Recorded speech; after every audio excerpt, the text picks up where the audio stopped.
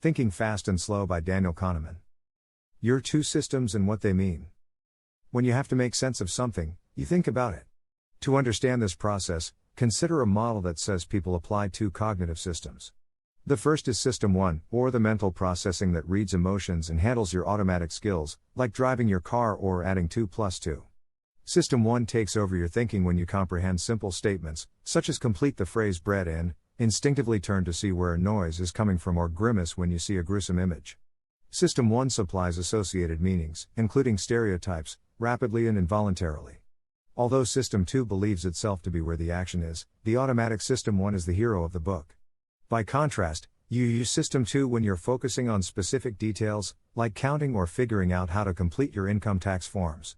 System 2 applies effort consciously, such as when you do complicated math, try new physical activities, or search for a specific person in a crowd. System 2 thinking is slower, but you need it for methodical thinking processes such as formal logic. The main function of System 1 is to maintain and update a model of your personal world, which represents what is normal in it. Human beings tend to value the measured System 2 while dismissing the mechanical System 1, but reality is much more complicated. These mental processes engage in a division of labor when it comes to thinking, and they constantly interact. You usually live in System 1's world, where its fast processing is extremely efficient. In fact, you can be reasoning about a task in System 2, get tired or distracted, and find that you've shifted over to System 1 without realizing it. If you've ever puzzled over an optical illusion, you've experienced what happens when these two systems work at cross purposes. Duality and collaboration. Which system you use and how you think depends a lot on the effort you are expending. If you are doing something easy, like strolling on a known path, you're using System 1 and have a lot of cognitive capacity left for thinking. If you push the pace to a speed walk, System 2 switches on to maintain your effort.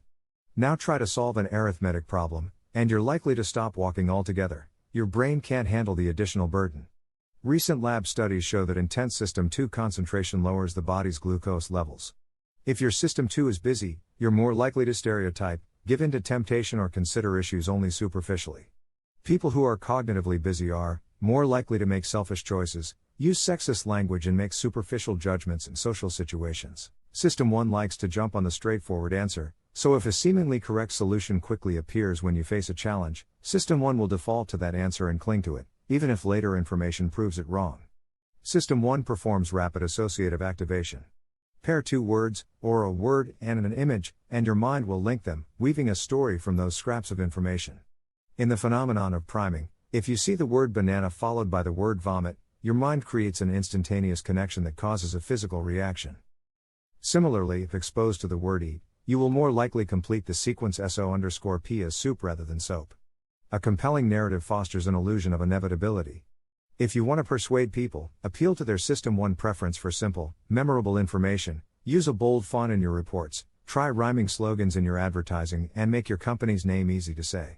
These tendencies are markers of System 1's larger function, which is to assemble and maintain your view of the world. System 1 likes consistency. Seeing a car in flames stands out in your mind. If you see a second car on fire at roughly the same spot later on, System 1 will label it the place where cars catch fire. Making meaning, making mistakes. System 1 prefers the world to be linked and meaningful, so if you're dealing with two discrete facts, it will assume that they are connected. It seeks to promote cause and effect explanations. Similarly, when you observe a bit of data, your System 1 presumes that you've got the whole story. The what you see is all there is or Wysiati tendency is powerful in coloring your judgments. For example, if all you have to go on is someone's appearance, your System 1 will fill in what you don't know. That's the halo effect. For example, if an athlete is good looking, you'll assume he or she is also skilled. When an unpredicted event occurs, we immediately adjust our view of the world to accommodate the surprise. System 1 is also responsible for anchoring, in which you unconsciously tie your thinking on a topic to information you've recently encountered, even if the two have nothing to do with one another.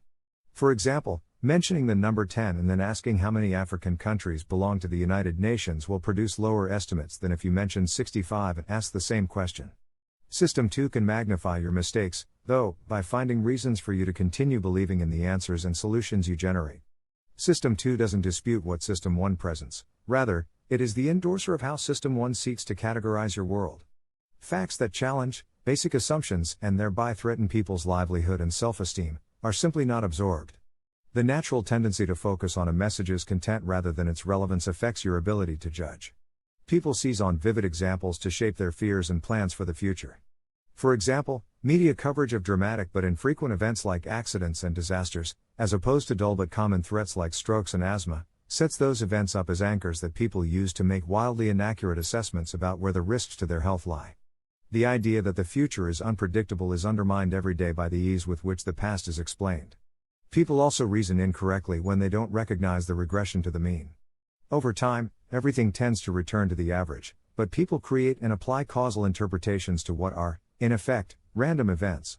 For example, if a baseball player who has a strong first year subsequently falters in his sophomore slump, sports fans will ascribe the decline to any number of rationales, but, in reality, the player was probably just more fortunate in his initial outings than in later ones.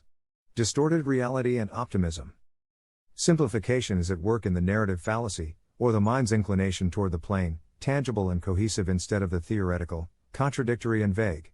People derive meaning from stories that emphasize individual characteristics like virtue and skill, but discount the role of luck and statistical factors. You will tend to focus on a few striking events that happen rather than on the countless events that failed to happen. Due to hindsight bias, you will distort reality by realigning your memories of events to jibe with new information. And when telling stories about events you're involved in, you tend to be overly optimistic and predisposed to overvaluing your talents relative to those of others. You also will give your knowledge greater weight than it should have. We are confident when the story we tell ourselves comes easily to mind, with no contradiction and no competing scenario. But ease and coherence do not guarantee that a belief held with confidence is true. This intense, pervasive optimism is useful for the economy in many ways because entrepreneurs and inventors tend to start new businesses all the time, notwithstanding the overwhelming odds against them. Despite knowing that roughly only a third of enterprises make it to their 5th anniversary, more than 80% of American entrepreneurs rate their ability to beat that statistic as high. Fully a third said their chance of failing was 0. Experts and risk. System 1 influences how candidly people assess their own intuition and validity, which means that not all experts always provide great counsel. Expertise relies on an individual's skill, feedback and practice. For example, firefighters' repeated practice in weighing the risks posed by specific types of fires and in their experience in extinguishing those fires give them an impressive ability to read a situation intuitively and identify crucial patterns. Similarly, an anesthesiologist relies on regular, immediate medical feedback to keep a patient safe during surgery. Most of us view the world as more benign than it really is, our own attributes as more favorable than they truly are, and the goals we adopt as more achievable than they are likely to be. However, don't put too much trust in the judgment of experts in fields where challenges vary greatly, where luck determines success, and where too great a gap exists between action and feedback. Those who predict stock values and political contests, for instance, are prone to fall into this category. Because System 1 lulls experts with quick answers to difficult questions, their intuition may be flawed, but your System 2 is unable to detect those inconsistencies. Organizations that take the word of overconfident experts can expect costly consequences.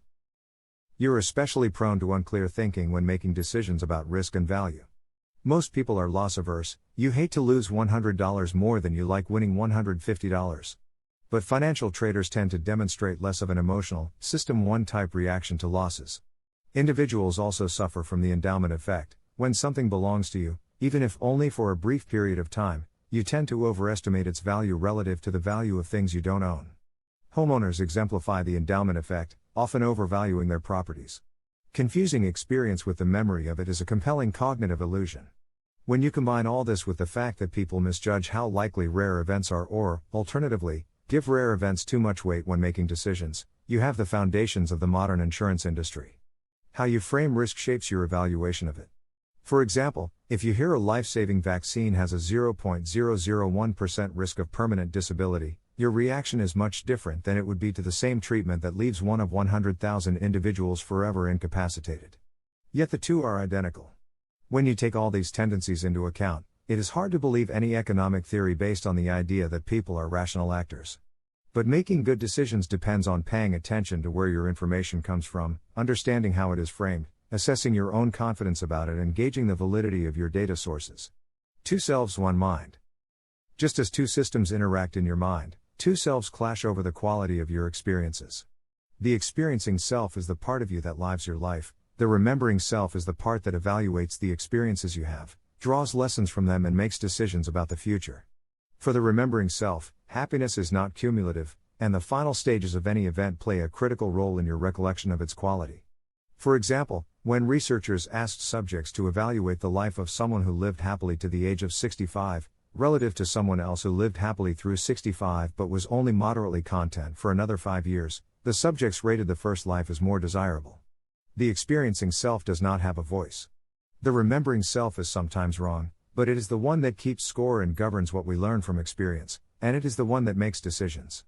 Your remembering self's evaluation of your life story is one part of how you judge whether you are happy. You rate your life by standards or goals you set. The moment-to-moment assessments of your experiencing self provide the other side of your happiness. These conclusions may conflict because they account for different aspects of reality. Work benefits and status that affect general job satisfaction do not shape people's everyday moods at work. Instead, job context contributes more to happiness, including such factors as chatting with coworkers and being free from time pressure. The way to block errors that originate in System 1 is simple in principle: recognize the signs that you are in a cognitive minefield, slow down and ask for reinforcement from System 2. The things you pay attention to have major implications for your mood.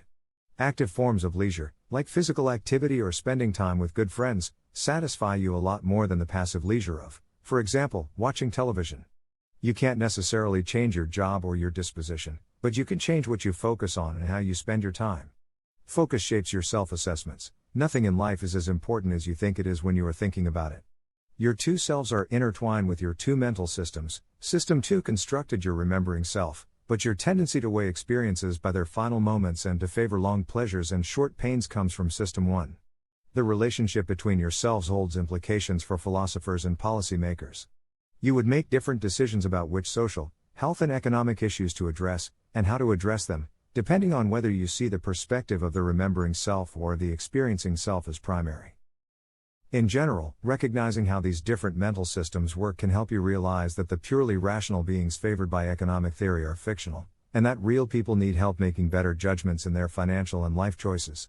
Understanding how your mind works can help you advocate for policies that take those issues into account.